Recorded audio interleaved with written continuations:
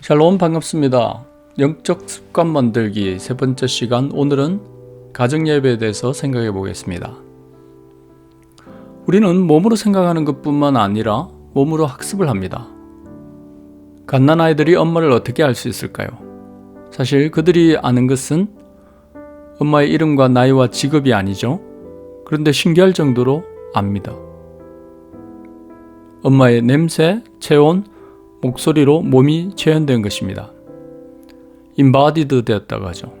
이처럼 몸의 학습은 생각이나 언어를 통한 학습을 뛰어넘는 힘이 있습니다. 그래서 각인하는 힘이 있다는 것이죠. 캐나다도 유럽의 나라들처럼 서머타임을 적용합니다. 3월이 되면 해가 길어져서 1시간 덜 자야 되고 11월이 되면 해가 짧아져서 1시간을 더 길게 잘 수 있습니다. 시간이 바뀐 다음 날이 되면 지금까지 내 몸이 학습한 것이 나를 지배하고 있다는 것을 느끼게 됩니다. 특히 잠에서 깨는 시간이라든지 식사 시간이 영향을 많이 받습니다. 그래서 11시인데 벌써 점심이 기다려지기도 합니다. 몸이 학습한 것이 생각을 뛰어넘은 것이죠. 저는 테니스를 좋아합니다. 그런데 공부하느라 몇 년 동안 쉰 적이 있습니다. 그러다 다시 운동을 시작할 수 있게 되었습니다. 내가 잘할 수 있을까 하는 마음으로 라켓을 잡았죠. 그런데 흥미로운 것은 저의 몸이 생각보다 먼저 반응하고 있었다는 것입니다. 눈 크게 뜨고 스플릿 스텝, 테이크 백하고 공을 치고 팔로우 스루. 제가 오래 쉬었지만 날아오는 공을 칠 수 있었던 것은 이 모든 동작들을 다 생각하고 고민해서 할 수 있게 되었다기보다 몸이 생각보다 먼저 반응해서 가능했다고 할 수 있습니다. 잠시 잊고 있어도 몸이 기억을 하고 몸이 생각보다 먼저 반응을 한 것입니다. 이처럼 우리가 생각하기 전에 우리의 몸이 먼저 반응하는 것을 경험한 적이 많으실 것입니다. 안토니오 다마지오라는 학자는 데카르트의 오류라는 책을 썼습니다. 이 책에서 다마지오는 몸과 정신을 두 개의 다른 실체로 보는 데카르트적 이원을 비판하고 있습니다.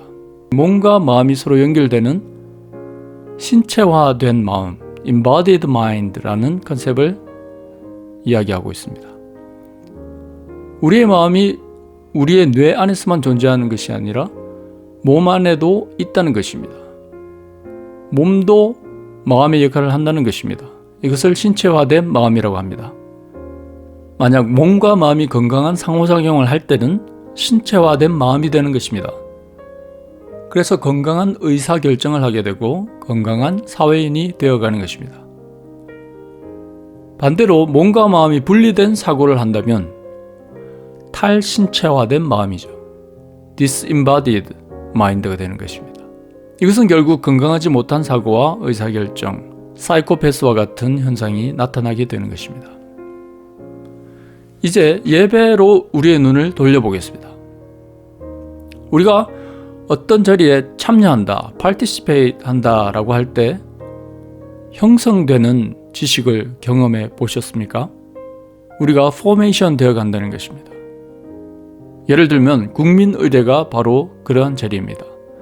이 의례에 한 번, 두 번, 매번 참여하다 보면 의식하지 못하는 사이에 우리는 그것에 동화됩니다.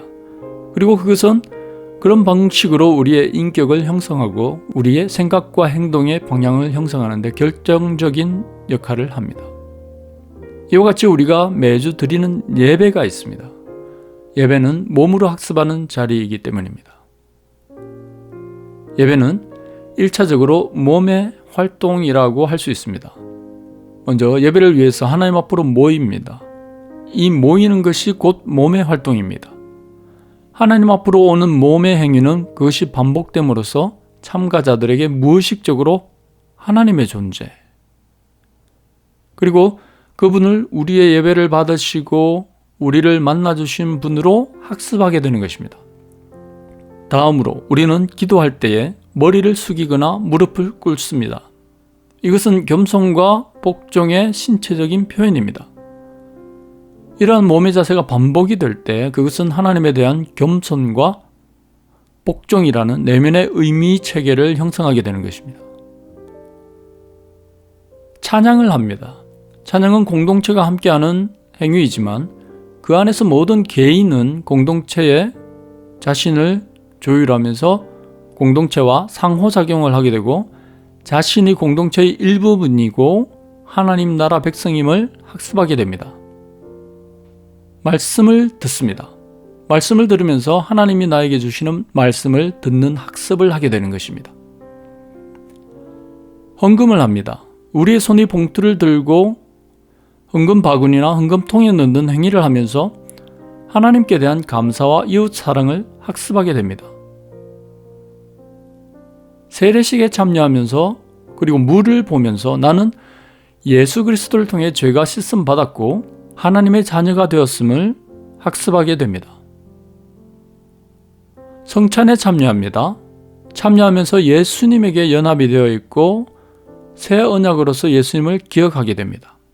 그리고 이웃 사랑을 배우게 됩니다. 이처럼 예배 가운데 일어나는 모든 행위들이 우리의 내면적인 의미 체계 형성의 통로가 되는 것입니다. 그렇습니다. 예배는 공부를 가르치는 것처럼 인포메이션, 정보를 제공하는 자리이기도 하지만 확실하게는 우리를 포메이션, 형성하는 자리입니다. 만들어가는 자리라는 것입니다. 예배에 참여할 때 우리는 무의식적으로 예배에 동화되고 그렇게 예배는 우리의 인격을 형성하고 우리의 세계관과 가치관, 우리의 생각과 행동의 방식을 형성하게 됩니다.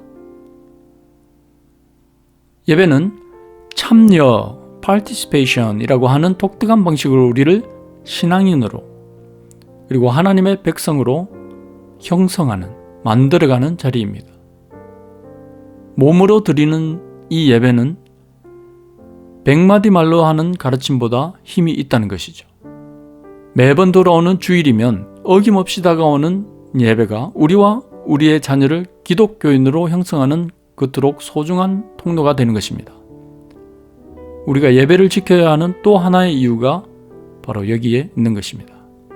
자, 이제 가정으로 우리의 눈을 돌려보겠습니다. 그렇게 힘있는 예배를 우리의 자녀들이 아주 어렸을 때 가정에서부터 드리게 된다면 어떨까요? 교회가 아닌 일상의 삶, 특히 가정에서 드리는 예배도 우리를 형성하는 자리가 됩니다. 저희 가정은 저희 나름의 정해진 예배 틀이 있습니다. 독특한 것은 아니고요. 찬양, 말씀 읽기, 말씀 나누기, 기도의 순서입니다. 간단하죠? 이 형식이 우리의 가정을 형성하고 있다고 보시면 됩니다. 조금 특별한 점은 순서에 따라 섬기는 사람이 달라집니다. 매번 서로 다른 역할을 하면서 돌아가게 됩니다. 사회를 보는 사람, 기도를 하는 사람, 찬양을 준비하고 인도하는 사람 등. 가정이라는 공동체의 팀워크를 위한 것입니다. 물론 매일 드리면 좋겠지만 가족 개개인의 스케줄에 따라 횟수나 시간이 조금씩 달라지기도 합니다. 그러나 매번 드리는 가정 예배를 통해 하나님이 주일 예배에만 계시는 분이 아니라 우리의 일상에서 가까이 계시고 언제나 함께 하시는 분, 언제든지 부를 수 있는 분임을 학습하게 되는 것입니다. 이렇게 가정 예배는 하나님을 향한 겸손과 복종과 사랑과 가족을 위한 헌신과 노력과 사랑을 실천하는 의미 체계 형성이 이루어지는 통로가 되는 것입니다. 이렇게 형성된 우리 자녀들의 신앙, 세계관, 그리고 가치관은 그들이 만나게 되는 그 어떤 과학적인 세계관, 세상적 가치관을 뛰어넘어서 그들의 인격을 형성하고 생각과 행동을 각인하는 힘이 있는 것입니다. 왜냐하면 몸으로 학습한 것은 생각을 뛰어넘기 때문입니다.